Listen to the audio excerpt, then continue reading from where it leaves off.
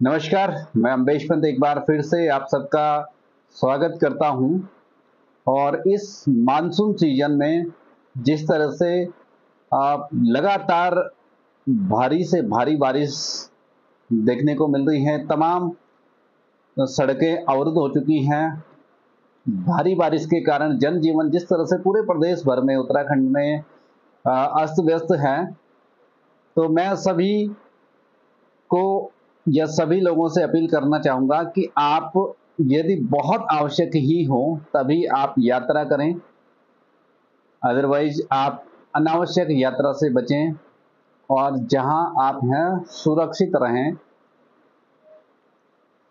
जिस तरह से पूरे प्रदेश भर का जो प्रशासन है वो लगातार अलर्ट मोड पे है। हर जिला प्रशासन अपने अपने स्तर से आपदा प्रबंधन में लगा हुआ है। बात करें पौड़ी जनपद की, तो पौड़ी जनपद का जिला प्रशासन भी अपनी तरफ से पूरी तरह से कोशिश कर रहा है। लगातार जिलाधिकारी पौड़ी आपदाग्रस्त क्षेत्रों का दौरा कर रहे हैं और आपदा के न्यूनीकरण को लेकर के, यानी आपदा कम से कम आए, उसका जो नुकसान कम से कम हो, इसके लिए जिला प्रशासन के द्वारा पौड़ी जनपद के समस्त स्कूलों को, शैक्षणिक संस्थाओं को बंद करने के भी आदेश जारी किए गए हैं, जो एक सराहनीय कदम है। क्योंकि उत्तराखंड का पौड़ी जनपद एक विषम भौगोलिक परिस्थिति वाला जनपद है और यहाँ का अधिकांश जो भाग है,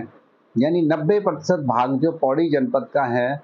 वो एक पहाड़ी क्षेत्र है, दुर्गम पहाड़ी क्षेत्र है।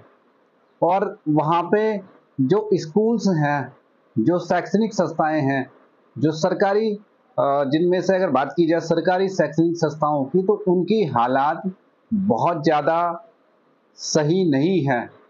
कई सारे भवन जर्जर स्थिति में हैं और ऐसी स्थिति में भारी बारिश के चलते उनका क्षतिग्रस्त होने की संभावनाएं बढ़ जाती हैं। ऐसे में जिला प्रशासन का जो आदेश है वो एक सराहनीय कदम है और इस साल कम से कम जो आदेश हैं वो स्पष्ट हैं। मैं देखता था कुछ आदेश ऐसे होते थे जहां पे लिखा जाता था कि कक्षा 1 से लेकर के 12वीं तक के समस्त विद्यालय बंद रहें, साथ साथ में आंगनबाड़ी केंद्र भी बंद रहें, लेकिन अध्यापक या अन्य कर्मचारी यथावत बने रहें। उसमें कहीं ना कहीं संशोधन हुआ है और अब जो आदेश हैं वो स्पष्ट आ रहे हैं और इसके लिए कहीं ना कहीं जिला प्रशासन की सराहना भी की जानी चाहिए कि कम से कम उन्होंने समस्या को समझते हुए और आपदा का जो नुकसान है वो कम से कम हो, कम से कम लोग प्रभावित हो पाए, इसके लिए एक सराहनीय जो आदेश है वो आदेश जारी किया है।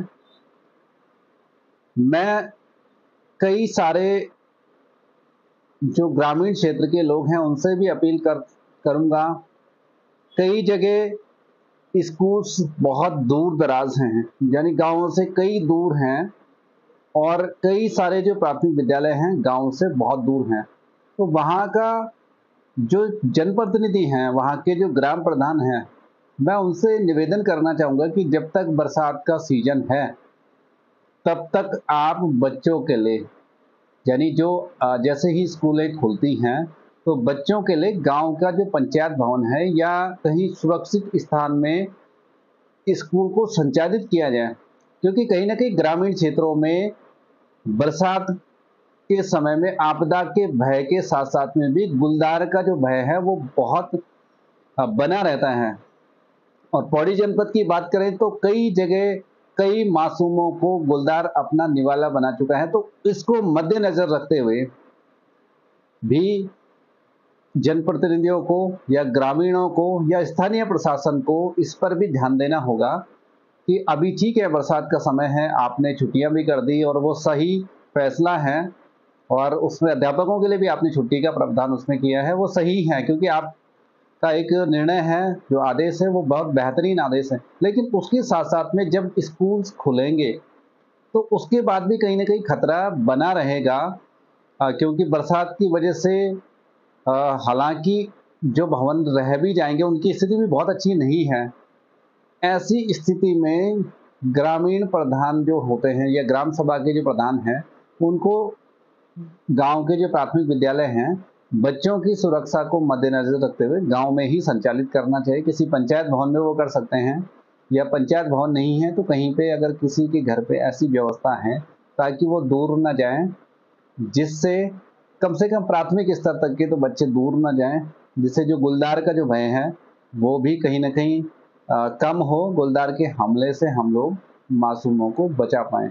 तो ये मेरी अपील थी और मुझे लगता है कि अधिक से अधिक इस अपील को शेयर किया जाना चाहिए,